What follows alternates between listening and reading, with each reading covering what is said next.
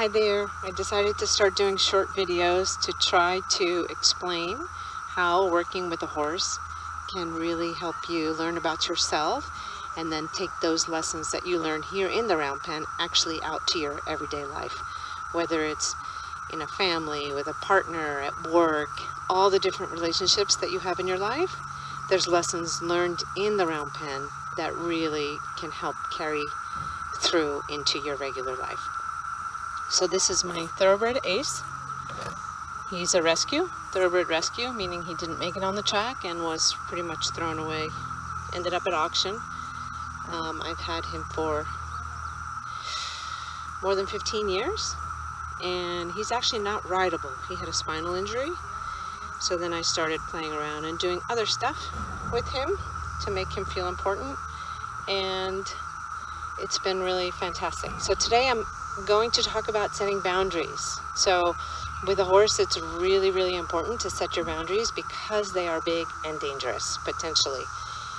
With little dogs, we kind of let them run up on us, and even bigger dogs, and it's just not safe.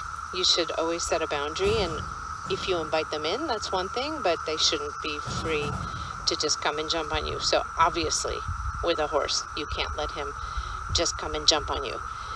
So setting the boundaries. I'm going to run through it with him, and then I'll talk a little bit on how this could apply in real life. Okay. First, I'm just asking him to stay out at the rail, and basically just my body language and my energy, and he knows not to come in because I'm not inviting him in. So that's the first boundary, is that I'm still in a posture of stay, back, out. When I want to invite him in, then I can soften my body language, even bend a little bit so that the pressure is off, and have him come to me. Now I'll say that's enough. So I'll stop, that's enough. Send him back out, he wants to go the other way. I'll allow. I didn't ask for the other way, but it's okay. I'm not going to get into a fight with him about it. And then when he comes around here, again, hey. And I'd like him to come in a little softer.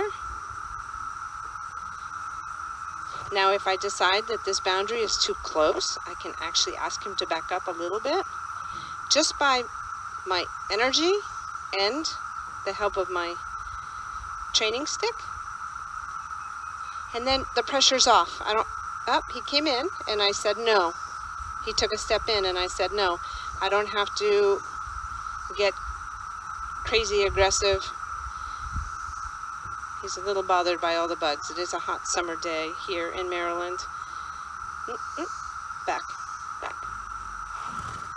So that's the boundary. I set the boundary, how close I want him to get to me. Now, let me see if I can. Come. Ace.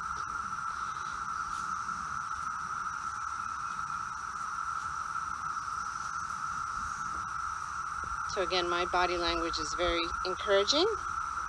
So he's scratching on me now. If he got any stronger, I would have to push him away because it would mean that he was getting a little bit rude.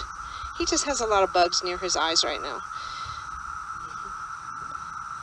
But I know him, and I know that at some point I may have to say, oh, back off.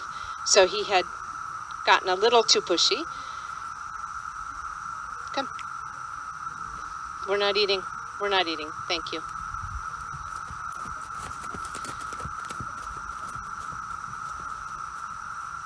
If he comes in too fast, I'll say, slow down. Good boy.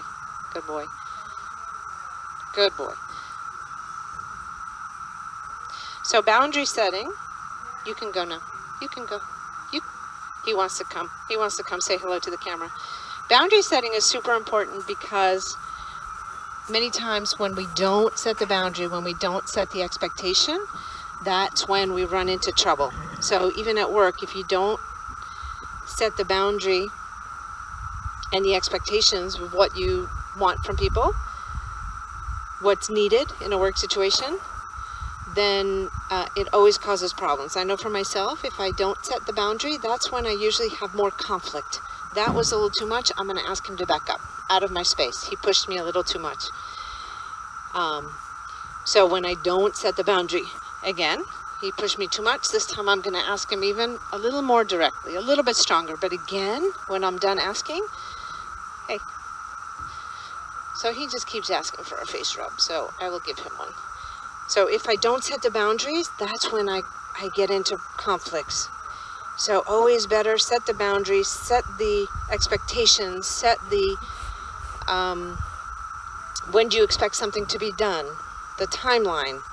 Just nothing wishy-washy, just yes or no. So that when he pushes me out of the way, then I have to stop. So you may have to do it a few times before it becomes either part of yourself, retraining yourself, and part of people hearing the message. So saying no, thank you, no, thank you, is a great practice in boundary setting. And it's a really difficult one. We don't like to say no. If people invite us to places, no, thank you. So just think of it every chance you have, that it's just a chance to practice.